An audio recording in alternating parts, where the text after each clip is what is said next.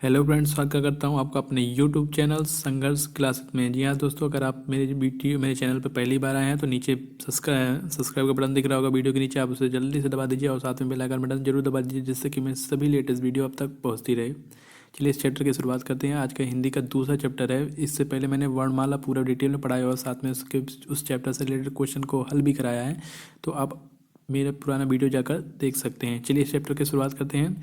आगे चैप्टर है विराम चिन्ह। विराम चिन्ह की अगर बात करें तो इसका अर्थ क्या होता है देख लेते हैं। इसका अर्थ क्या होता है? ठहराव, रुकना या फिर विश्राम। यानी कि जिस तरह हम चलते चलते थक जाते हैं तो वहाँ पर विश्राम रुकने की आवश्यकता होती है।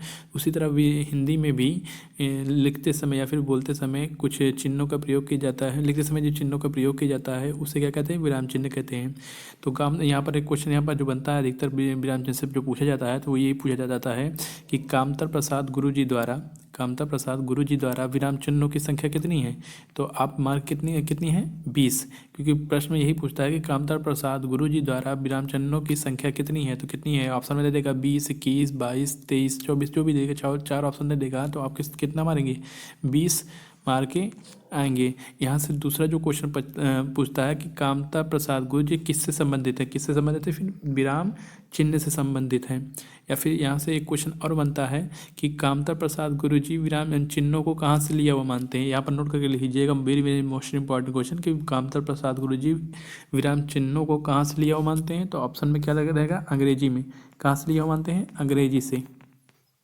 ये बात आप ध्यान रखिएगा, इसको कहाँ से लिया मानते हैं? अंग्रेजी से मानते हैं। और एक क्वेश्चन यहाँ पर और नोट करके लिख लीजिएगा कि विराम चिन्हों को कहाँ से लिया गया है? अंग्रेजी से लिया गया। ये तो एक क्वेश्चन ये हो गया। दूसरा क्वेश्चन ये कि पूर्ण विराम को छोड़कर, किसे? पूर्ण विराम को छोड़कर सभी चिन्ह कहाँ से लिए हुए हैं? अंग्रेजी से। यानी कि पूर्ण विराम को अंग्रेजी से नहीं लिया गया, बाकी जितने भी चिन्ह हैं, यानी कि 19 चिन्ह हैं कामता प्रसाद गुरु जी द्वारा, तो उनको कहाँ से लिया गया? अंग्रेजी से लिया गया। लेकिन पूर्ण विराम का एक ऐसा चिन्ह है जो अंग्रेजी से नहीं लिया हुआ है। चलिए अभी आगे बताएंगे फिलहाल, लेकिन यहाँ पर नोट कर लीजिएगा इतना। आगे चलते हैं आगे की तरफ।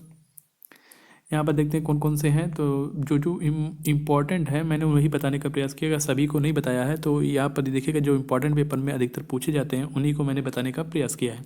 तो पहले देख लेते हैं कौन सा है। तो पहले की अगर बात करें तो पहला हमारा है अल्प विराम। कौन सा? अल्प विराम। अगर अल्प विराम की बात करें तो भैया यह क्या होता है? बहुत थोड़े समय के लिए रुकते हैं। अल्प विराम जब लगा, जहाँ पर लगा होता है अल्प विराम का चिन्ह देख लीजिए कैसा है। कॉमा, एक सिंगल कॉमा होता है जिसका क्या होता है? बहुत थोड़े समय के लिए रुकते हैं। यानी कि किसी भी वाक्य को लिखते समय जब बहुत थोड़े समय के लिए रुकना होता है तो अल्प विराम का प्रयोग करते हैं। इसका दूसरा नाम क्या होता है? इसका दूसरे नाम की अगर बात करें, इसका नाम दूसरा नाम होता है स्वल्प विराम। यानी कि अगर कहीं कहीं अगर स्वल्प विराम पूछ ले कि स्वल्प विराम किसे कहते हैं, अगर ऑप्शन में ये दे दे, कॉमा वाला चिन्ह दे दे, तो आप किस पे मार करेंगे? इस वाले ऑप्शन पे ही मार के आएंगे। तो ये देख लीजिएगा। और सबसे इसका सबसे अधिक प्रयोग होता है, ये भी याद रखिएगा कि स्वल्प विराम यानी कि अल्प विराम का सबसे अधिक प्रयोग होता है हिंदी में। तो जैसे अगर एग्जांपल की बात करें, जैसे अर्जुन, देखिए ना नाम लिखा अर्जुन, भीम, नकुल, सहदेव नाम लिखा हुआ है ना, तो इसके बाद थोड़े थोड़े समय के लिए क्या रुका जाता है। जैसे अर्जुन, भीम, नकुल, सहदेव, युधिष्ठिर आदर्श भाई हैं। तो आप समझ गए होंगे कि अल्प विराम किसे कहते हैं या कब कितने देर के लिए रुका जाता है, इसका दूसरा नाम क्या होता है, पूरे डिटेल में समझ गए होंगे। चलते नेक्स्ट अगली तरफ चलते हैं। अगला हमारा जो है वो हमारा है अर्धविराम। अगर हम अर्धविराम की बात करें तो अर्धविराम जो है अल्प विराम से दोगुना समय रुका जाता है।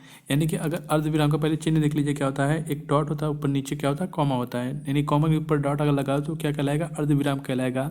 और अर्धविराम क्या होता है? अल्प विराम से दोगुना समय के लिए रुका जाता है। यानी कि जैसे सूर्योदय हो गया है, पक्षी चहचहा रहे हैं। यानी कि देखिए अल्प विराम में ऐसा मान लीजिए कि अल्प विराम में अगर 1 सेकंड के लिए रुका जाता है तो अर्ध विराम में 2 सेकंड के लिए रुका जाता है। नॉर्मल भाषा में, आम भाषा में ऐसे आप समझ लीजिए। चलिए अब इसमें कोई दिक्कत होगी नहीं, अगली तरफ चलते हैं। अगला हम देखते हैं विराम चिन्ह। ये बहुत पूछा जाता है कि क्या पूर्ण विराम, इसका प्रयोग वाक्य के समाप्त होने पे किया जाता है। पूर्ण विराम कैसे कहते हैं? कि जिसका प्रयोग कहाँ किया जाता है? वाक्य के समाप्त होने पर किया जाता है। जैसे वह स्कूल जाता है। तो वाक्य यहाँ पर मैं समाप्त हो रहा है, तो यहाँ पर पूर्ण विराम का प्रयोग हो रहा है। चिन्ह को यह देख लीजिए। यहाँ पर जो क्वेश्चन बनता है सबसे ज़्यादा इंपॉर्टेंट, मैं इससे पहले मैं बता चुका हूँ, फिर भी बता दे रहा हूँ।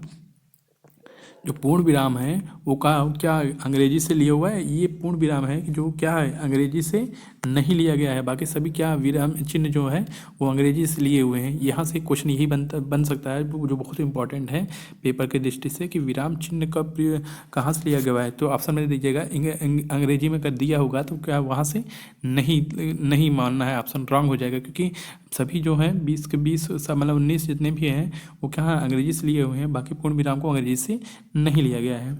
आगे चलते हैं, आगे देखते हैं कौन सा विराम। उप विराम की अगर बात करते हैं, या विशेष तौर पर किसी कथन को दिखाने हेतु इसका प्रयोग किया जाता है। इसे क्या बोलते हैं, अपूर्ण विराम भी कहते हैं। एग्जाम्पल में अगर हम बात करें, एग्जाम्पल जैसे मूल अधिकार संविधान की आत्मा है।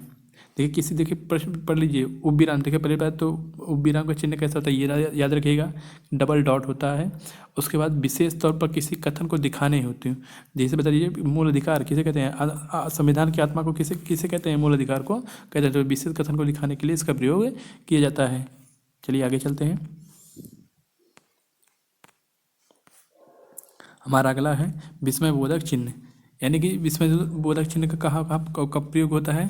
जैसे इसका चिन्ह पहले देख लीजिए क्या होता है, इसका चिन्ह देख लीजिए क्या होता है। उसके बाद इसके बाद देखते हैं, हर्ष शोक घृणा आश्चर्य आदि भावों को व्यक्त करने के लिए विस्मय बोधक चिन्ह का प्रयोग किया जाता है। जैसे वाह, खुशी जब होती है तो कहते हैं वाह तुमने क्या क्या कमाल कर दिया। जैसे अरे ओह मतलब क्या आश्चर्य वाली बात हो जाएगी। हाय तो यार दुख वाली बात हो जाएगी यार, या फिर छी घृणा वाली बात हो जाएगी। तो इस सब के लिए कहाँ प्रयोग किया जाता है, विस्मय इस सब में कहाँ क्या प्रयोग किया जाता है, विस्मय बोधक चिन्ह का प्रयोग किया जाता है। जैसे एग्जाम्पल में देख लीजिए, हाय अब मैं क्या करूँ। हाय के बाद क्या हो गया, विस्मय बोधक चिन्ह लगा दिया गया। अरे तुम प्रथम श्रेणी से उत्तीर्ण हो गए, तो कहाँ लगाया, अरे के बाद लगा दिया गया है। आगे चलते हैं, अब आगे देखते हैं अवतरण चिन्ह। अवतरण चिन्ह क्या होता है, इसका चिन्ह देख लीजिए कैसे प्रयोग होता है। डबल कॉमा का है ऊपर की तरफ और दोनों तरफ से लगा दिया। किसी के अवतरण चिन्ह किसे कहते हैं, किसी कही हुई बात को प्रकट करने हेतु इसका प्रयोग किया जाता है। मतलब किसी अगर कोई तुमसे कोई बात बोलता है और तुम्हें वही बात किसी तीसरे के सामने बोलनी है, अगर सेम टू सेम आप बोलते हैं तो इसका प्रयोग किया जाता है। जैसे तुम मुझे खून दो मैं तुम्हें आज़ादी दूंगा। ये किसने कहा था, सुभाष चंद्र बोस ने कहा था। उसी बात को मैंने यहाँ पर लिखा है, तो इसलिए यहाँ पर क्या प्रयोग हुआ है, डबल अवतरण चिन्ह का प्रयोग किया गया है। आगे तरफ चलते हैं, अब बात करते हैं कोष्टक चिन्ह का देख लीजिए किस तरह होता है। इस तरह भी होता है, इस तरह भी होता है और इस तरह भी होता है। इसका कब का और कहाँ प्रयोग होता है, किसी बात को का मतलब स्पष्ट करने हेतु इसका प्रयोग हो जाता है। मतलब किसी बात को उसको क्या कहते हैं, स्पष्ट करना है तो ब्रैकेट के अंदर लिखकर इसे स्पष्ट कर सकते हैं। जैसे अरहर को क्या बोलते हैं, तूर भी बोलते हैं। तो इसको कहने की जरूरत नहीं है, ब्रैकेट के अंदर मैंने लिख दिया तो मतलब समझ गया। तो यानी अरहर ये बोले या फिर तूर बोले, बात एक ही हुई। तो अरहर की दाल 120 रुपये kg है। आप समझ गए हो कोष्टक को।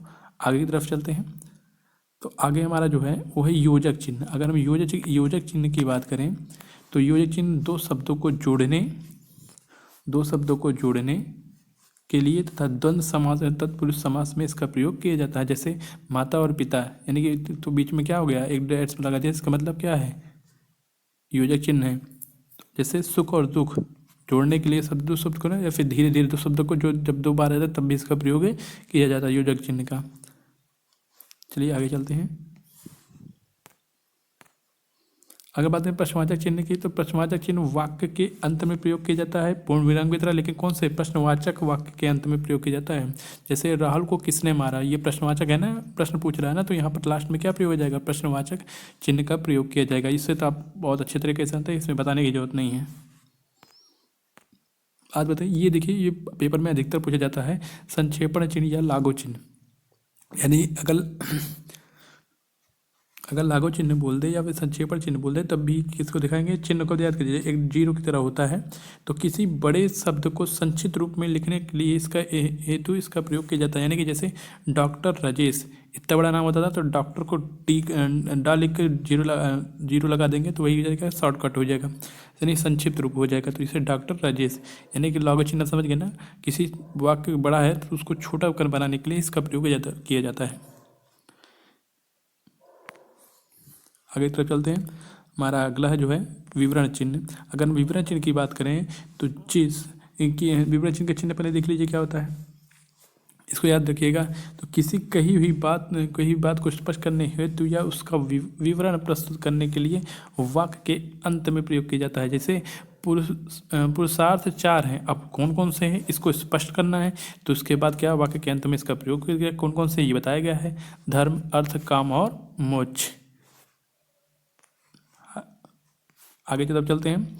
अगर आगे बात करें अगला हमारा जो है निर्देशक चिन्ह, तो निर्देशक चिन्ह एक डैश होता है बीच में, इसका इस प्रयोग कहाँ होता है देख लें। उदाहरण के पश्चात या शीर्षक के पश्चात इसका प्रयोग किया जाता है। जैसे अगर बात करें उदाहरण लिखने के बाद देखिए बीच में क्या हुआ, डैश का प्रयोग हुआ ना, ये क्या हमारा निर्देशक चिन्ह का प्रयोग है। आगे चलते हैं। आगे हमारा पुनरावृत्ति, ये भी बहुत पूछा जाता है। जब ऊपर लिखी हुई किसी बात को ज्यों का त्यों नीचे लिखना हो तो उसके नीचे पुनः वही न लिखकर इस चिन्ह का प्रयोग हुआ कर लेते हैं। जैसे अगर बात करें जैसे राम एक डॉक्टर है, इसको दोबारा मुझे लिखना है तो फिर पुनः इस चिन्ह का मैंने प्रयोग कर लिया है। इसका मतलब क्या हो गया, यहाँ पर भी वही लिखा है राम एक डॉक्टर है। आगे चलते हैं, बात करते हैं त्रुटि बोधक चिन्ह या हस्पद। देखिए ये पेपर में सबसे ज़्यादा यहाँ से क्वेश्चन बनते हैं क्योंकि इसमें कई इसके नाम हो जाते हैं। जैसे इसे त्रुटि बोधक चिन्ह या फिर हस्पद या फिर विस्मरण चिन्ह भी कहते हैं।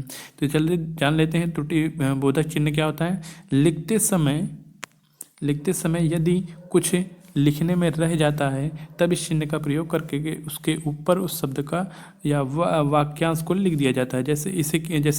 जैसे अगर बात करें क्या मुझे जाना है, कहाँ जाना है, आगरा, मैं भूल गया था तो यहाँ पर त्रुटि बोधक का चिन्ह का प्रयोग करके ऊपर मैंने आगरा लिख दिया।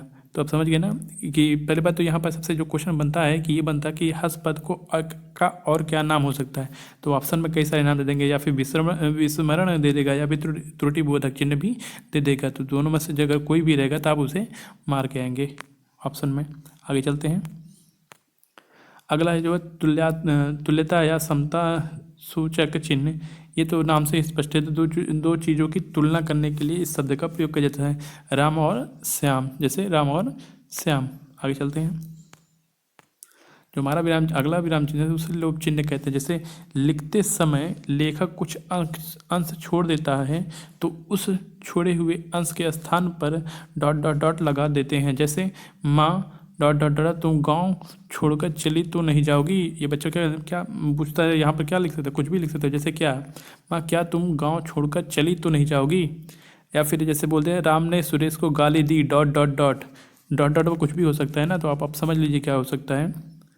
आगे चलते हैं। आज का हमारा लास्ट है इतिश्री या समाप्ति सूचक चिन्ह। किसी अध्याय या ग्रंथ समाप्ति होने पर इस चिन्ह का प्रयोग किया जाता है। जैसे ये समाप्ति सूचक चिन्ह देख लीजिए, जब देखिए कोई चैप्टर खत्म होता है तो वहाँ पर इस चिन्ह का प्रयोग किया जाता है। लास्ट में देख लीजिएगा, आप देखिएगा कभी ध्यान से, तो इस चिन्ह का प्रयोग किया जाता है। तो इस चैप्टर से रिलेटेड जितने भी सारे इंपॉर्टेंट विराम चिन्ह थे मैंने पढ़ा दिए हैं, और जो इंपॉर्टेंट नहीं थे मैंने उसे छोड़ दिया है, वो आप देख लीजिएगा नज़र से। बाकी जितने भी इंपॉर्टेंट यहाँ से क्वेश्चन बन सकते थे मैंने पढ़ा दिया है। अगर मेरी वीडियो आपको अच्छा लगा हो तो चैनल को लाइक कीजिए, सब्सक्राइब कीजिए, साथ में बेल आइकन बटन जरूर दबा दीजिए, जिससे कि मेरी सभी वीडियो आप तक पहुंचती रहे।